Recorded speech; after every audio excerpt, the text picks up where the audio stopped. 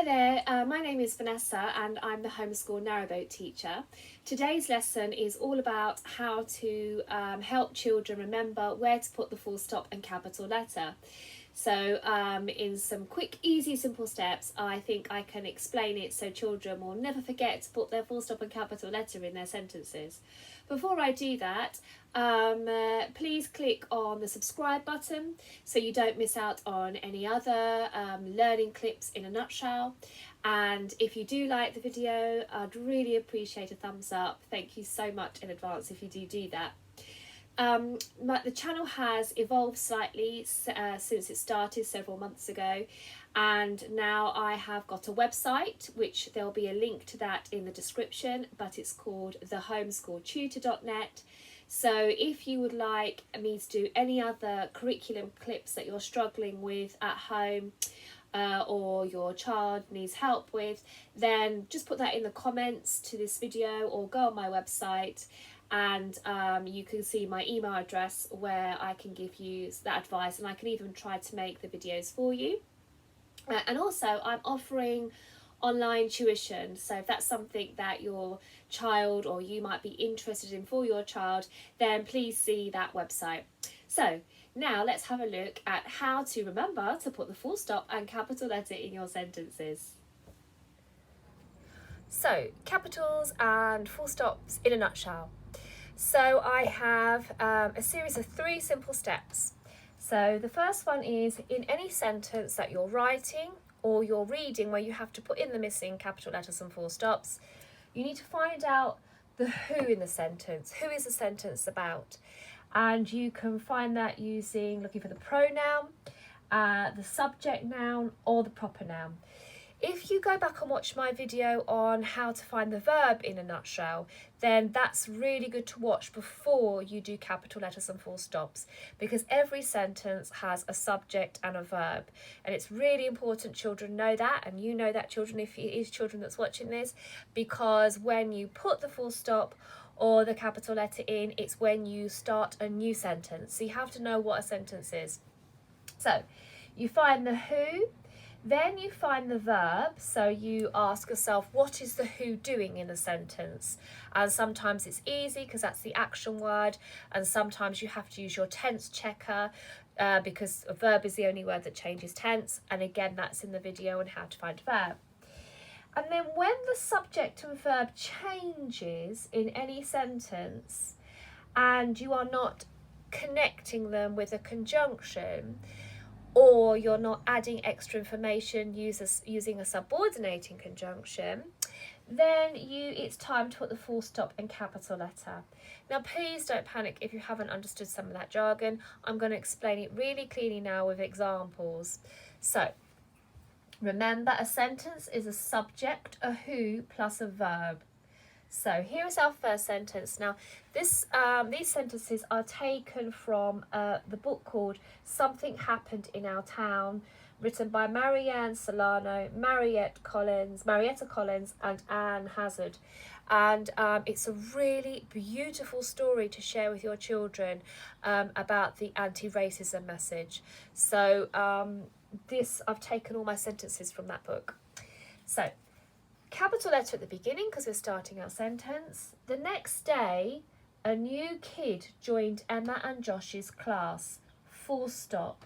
So here, the who is a new kid and the verb is joined. And when you stop talking about the new kid joining Emma and Josh's class, then your sentence ends, and that's why the full stop is here. Now in all of the rest of the sentences, I've missed out the capital letters and full stops. So as I'm reading it, I'd like you to think where you think that they should go. So here we've found our subject, the new kid, the verb is joined, and that sentence is finished because we've stopped talking about the new kid and the fact they've joined Emma and Josh's class. His name was Omad, and he was from a country far away. Omad did not know where to sit or what to do. So I'm going to stop there because I've actually got 2 sentences that I have started to read. So I need to put a full stop at the end of one and a capital letter at the beginning of the next one. So can you see where they should go? Have a look. So his is the subject, it's a pronoun. So it's instead of saying the new kid, and the new kid was a subject noun. It's a way of introducing the who. So his is the new subject. His name was Omad. So was is the verb. And he was from a country far away. So here we've got another subject, he, because it's another pronoun. He was from a country far away, but they're being joined with the word and. And that is a type of sentence called a compound sentence. And means you don't need to use a full stop because you're joining two sentences together. But you do need to have a full stop here. Now, Omad is a capital because it's his name. But if it wasn't a name, then you'd have to have a capital after this full stop because it's going to be the beginning of your new sentence. And let me explain why. It's because this is the subject his and this is the subject he with the verb was and was being joined by and. But a new subject is being spoken about now, Omad. And the new verb is he did not know. Did not is a type of verb called a modal verb, and know is the verb in its whole here. So this is all the verb, did not know. So Omad did not know where to sit or what to do because it was his first day in school. He talked a little bit, but it was hard to understand him. He said he was learning English. Now, that's 3 sentences I have just read, but with no full stop and capital letter. So try to find the subject and try to find the next verb and see if you can see where the sentence I have just read will end and the new ones will begin. Have a go. So let's have a look. Omad is the subject, the verb is did not know where to sit. Here is another verb, what to do, but it's being joined by or, which is another type of coordinating conjunction. And look, because it is another subject and here is another verb, but because is linking them and because is a subordinating conjunction. So we carry on with our sentence. Omad did not know where to sit or what to do because it was his first day in school. But look here, now there is no conjunction joining he, and he is a new subject. So here we have to put a full stop, and here we have to put a capital letter. He talked a little bit, but it and was is a new verb, and he and talked is a new verb, but they're being joined by a conjunction, but, so you don't need to put a full stop. He talked a little bit, but it was hard to understand him. Now look, here is a new subject he and a new verb said.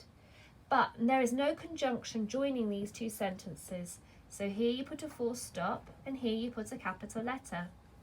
He said he was learning English and there's no more sentences to follow, so there is a full stop. So in a nutshell, a sentence must have a subject and a verb. And when you change the subject and the verb and you're not using a conjunction to link the subjects and verbs together, that means you need to have a full stop and a capital letter. There is one piece of punctuation where you can join them if they are linked without a full stop, and that is a semicolon. And that's another lesson, so don't worry about that now. Just make sure you've understood that where the subject and the verb changes and there isn't a conjunction linking them, you should be putting a full stop and starting your next sentence with a capital letter. Not always will your next sentence start with the subject. For example, here, the next day. So the new kid is the subject in this sentence, and this is a fronted adverbial introducing the new kid. But once you find the subject and the verb, when you talk about a different subject and a verb, that's when you must put the full stop and the capital letter. I hope I've made that clear. So that is full stops and capitals in a nutshell.